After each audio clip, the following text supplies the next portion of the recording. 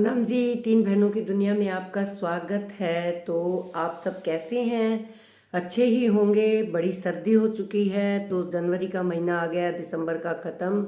तो सबसे ज़्यादा सर्दी हमारी जनवरी में ही होती है। तो हम किस तरीके से सर्दी से बचें, ये हमें बहुत ध्यान रखना है। बच्चे और बुज़ुर्गों के लिए ये महीना बहुत ख़तरनाक होता है, तो उनको कैसे बचाया जा सके सर्दी से। तो सबसे पहले हमें क्या करना है, अपने नाक कान गला इनको सुरक्षित रखना है। सारी बीमारियां गले से होती हैं, और गले को कैसे हम अच्छे से रख सकें, क्योंकि अगर गला खराब हो गया तो हमारा पूरा शरीर ही खराब हो जाता है। पाचन तंत्र खराब हो जाता है। गले से खाना नहीं खाया जाएगा, पानी नहीं पिया जाएगा। तो सबसे पहले गले को किस तरह से हम सुरक्षित रखें। हमारा सबसे पहला काम है, सुबह उठकर सबसे पहले हम गर्म पानी करें, और अपने बच्चों को, बुज़ुर्गों को और खुद भी गर्म पानी एक एक गिलास, वैसे 2 गिलास पीना चाहिए, नहीं पिया जाए तो 1 गिलास पानी गर्म ज़रूर पीना चाहिए। उसके बाद हमें 1 गिलास गुनगुना पानी करना है, अपने बुज़ुर्ग को भी देना है और अपने बच्चों को भी देना है।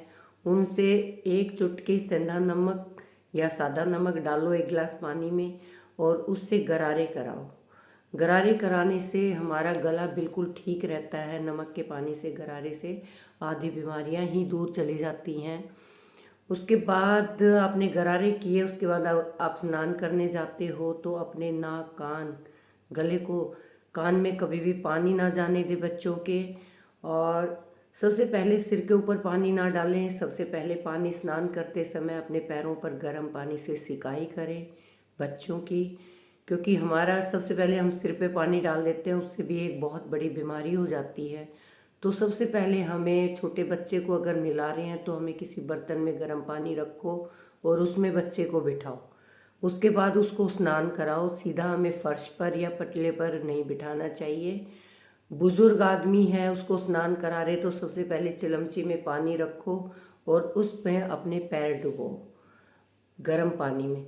उससे हमारी आधी बीमारियां ठीक हो जाती हैं। गर्म पानी से सिकाई पैरों की हो जाती है, तो हमें आधी बीमारियां नहीं रहती। पुराने ज़माने में के लोग भी पहले रात को गर्म पानी से अपने पैरों की सिकाई करते थे, तब रजाई में घुसते थे कि सारी रात हमारे पैर गर्म रहें और हम बीमार नहीं हुए। आजकल उन सब चीज़ों को सब लोग भूल चुके हैं, लेकिन पुराने लोग इन चीज़ों का बड़ा ध्यान रखते थे। तो हमें अपने पैरों की सिकाई करनी है सबसे पहले स्नान करते समय। उसके बाद स्नान करने के बाद सरसों का तेल अपने बाथरूम में रखो, और सरसों के तेल से अपने नाभि में, अपने कानों में, अपने नाक में सरसों के तेल ऐसे हथेली पे रखो, और कान में, नाक में और नाभि में तेल ज़रूर लगाएं, सरसों का तेल। और बच्चा अगर स्नान करा रहे हो तो सरसों के तेल से नहाने के बाद उसके शरीर पर लगाओ, और ऊपर से 1 गिलास, 1 डब्बा, 2 डब्बे पानी डाल दो कि उसके सारे शरीर में सरसों का तेल रम जाए। नारियल के तेल का हमें सर्दियों में कभी भी उपयोग नहीं करना चाहिए। नारियल का तेल बहुत खतरनाक रहता है सर्दियों में। सर्दियों में हमें तिल का तेल या सरसों का तेल यूज़ करना चाहिए। तो हमारा स्नान के वक्त ये जो चीज़ें बताई हैं, सरसों का तेल नाक में, कान में और नाभि में ज़रूर लगाएं। गर्म पानी से सिकाई करें, गरारे करें, ये हमारे लिए बहुत आवश्यक है। उसके बाद हम खाना खाते हैं। खाना खाने के बाद हम एक अपने वज्रासन में बैठते हैं, उससे हमारा खाना पच जाता है। और उसके पहले हमें थोड़ा सा व्यायाम भी करना चाहिए खाना सुबह के टाइम, वो मैं आपको बताना भूल गई। आपने गरारे किए, उसके बाद हमें थोड़ा सा व्यायाम करना चाहिए, जिससे कि जैसे कि हम ये करते हैं, अनुलोम विलोम करो, इससे हमारा जुकाम बिल्कुल नहीं होगा। तो इन चीज़ों का छोटा छोटा जो हमारी एक्सरसाइज हैं वो हमें ज़रूर करनी चाहिए, क्योंकि ये हमारे स्वास्थ्य के लिए बहुत खतरनाक, बहुत लाभदायक है। आप देखिए, मेरा ये हाथ में इतना पेन था, ये मेरा हाथ टूटा हुआ है, इतना दर्द था, लेकिन मैंने डॉक्टर को दिखाया। मैंने सोचा कैल्शियम की कमी हो गई है, हड्डियाँ वीक हो गई है।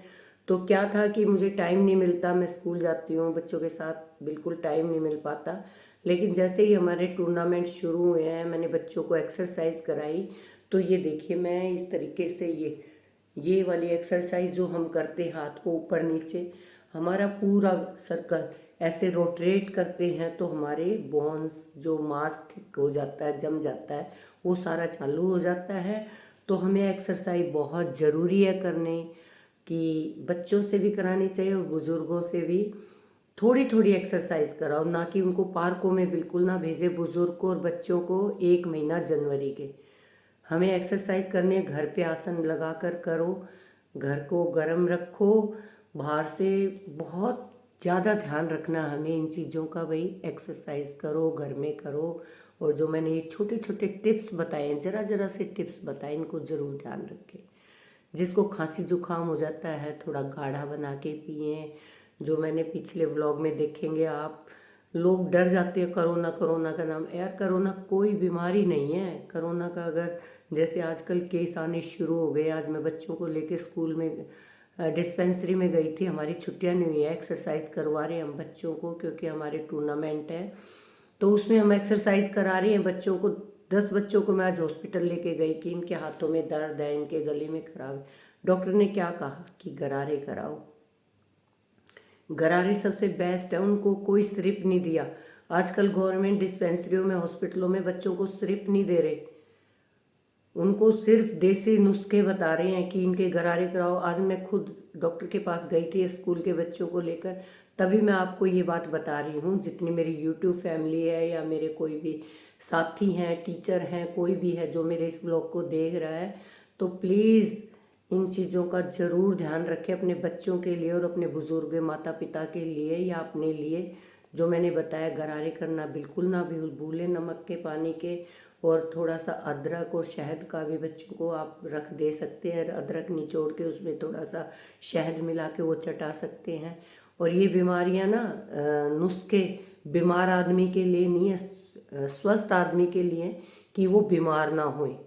जो बीमार हैं वो डॉक्टर से संपर्क ज़रूर करें, दवाई ज़रूर लें। घर के देसी नुस्खों से बीमारी दूर नहीं होती, हाँ बीमारियां आती नहीं है पास में। तो ये होता है कि बीमारियां ना आने के उपाय, लेकिन बीमारी आने के बाद तो हमें डॉक्टर से संपर्क ज़रूर करना चाहिए। जिनको मेरी ये बातें अच्छी लगी हैं कमेंट्स में बताना कि हमें क्या मैं ये राय आपको सही दी। तो मिलते हैं अगले व्लॉग में, बाय बाय।